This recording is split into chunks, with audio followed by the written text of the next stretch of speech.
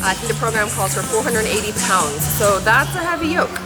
So yoke and then frame carry is after that. So that's what we're gonna start with today.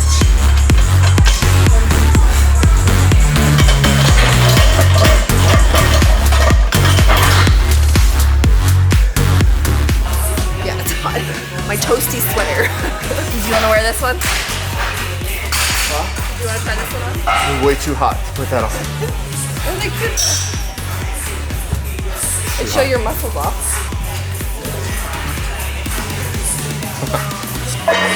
You have to get her a new one.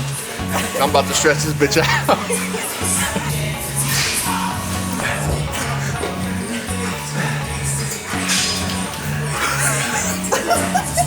It's a stretch version.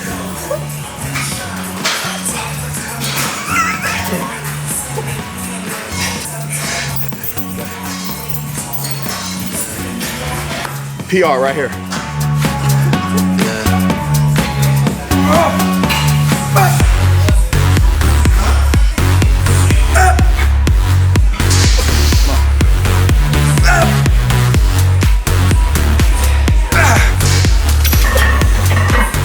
That's what the sweater does. Gives you max results, max tightness.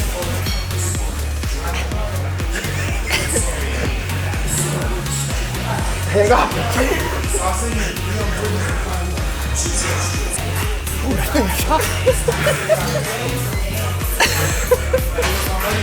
Alright, we got the new stuff. The new flavor. We're gonna try it out.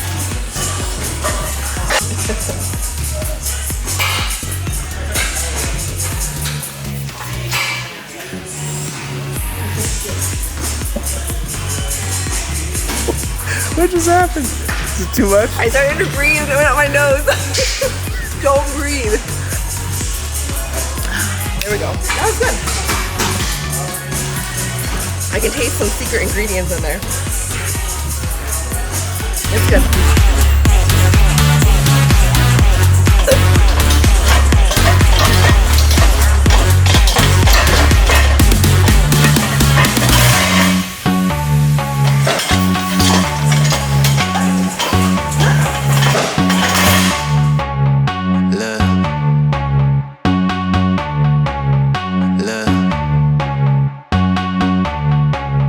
So the competition I'm working towards is a yoke down, a frame back.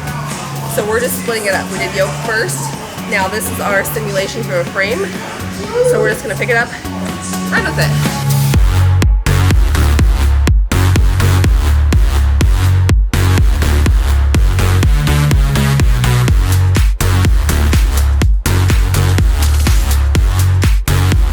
Right now we ran with 325. We need to run with like 375. I put it up on blocks to make it easier to pick up, but then I can actually still get the run at my weight. Because 375, that's like a max deadlift for me, like 385 is my PR.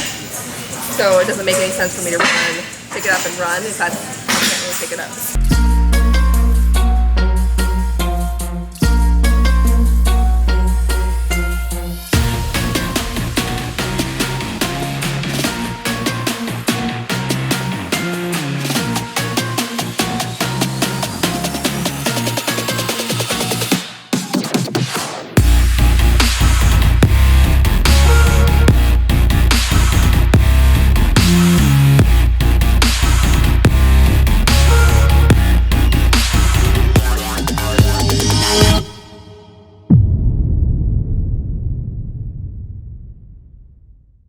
So we're gonna do stones next. So I've done stones once since my bicep tendon tear, because this is a high bicep item. Actually, I'm pretty sure I ruptured my bicep on a stone, a 200-pound stone. So I've been pretty cautious about going back to stones. So we're gonna do stones today.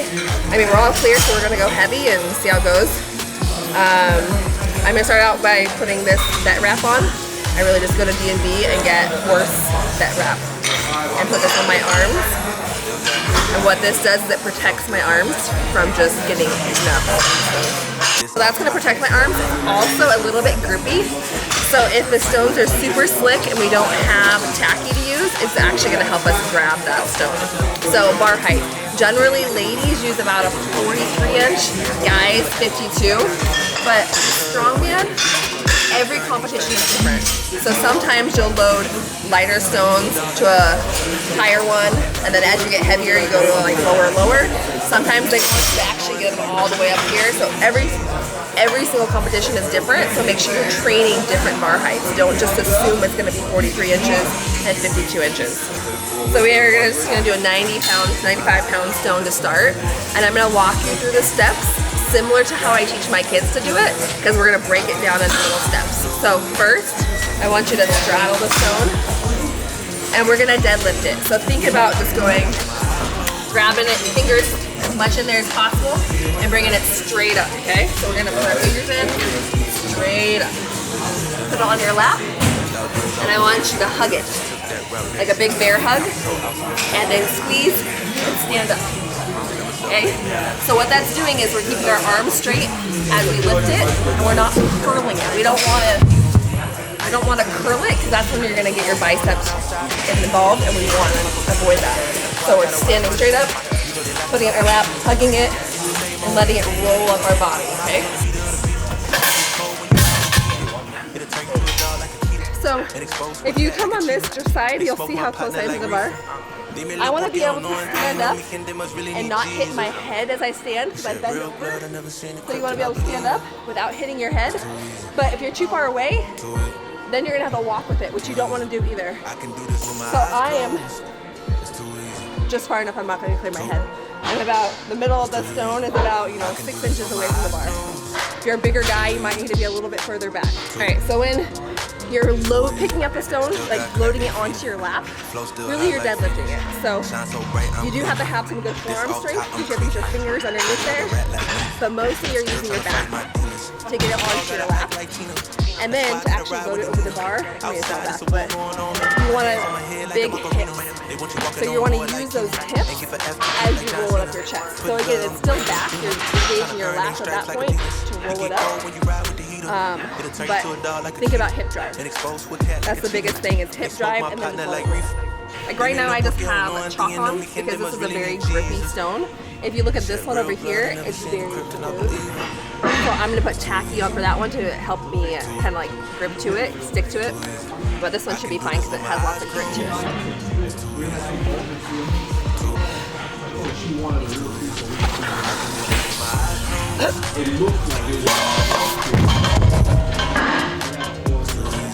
So tacky is like super thick honey. It's just a mess. So use a little bit. You'll go to competitions and you'll see people with just blobs of it on there.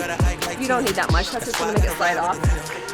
But when you are buying it, pay attention to the conditions of your competition as far as how hot it is outside. Because they have weather specific for how it's gonna melt in the heat.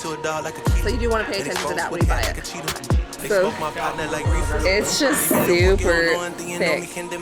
Like it's hard. Tip for getting it off: baby oil, which I don't have, so I'll be messed when driving home today. There you go.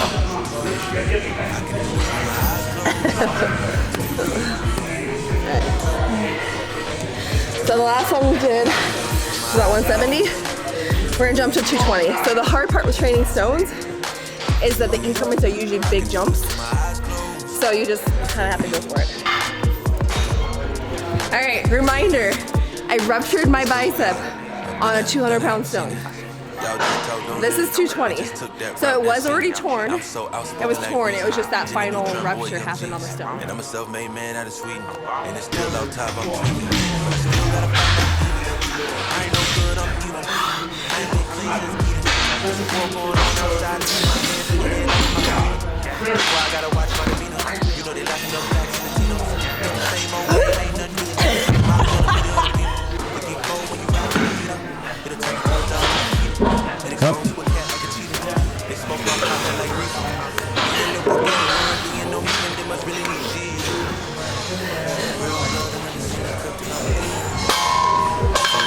over.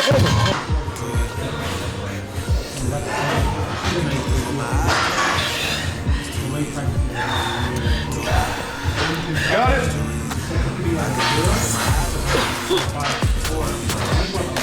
Oh. Come on. There we go.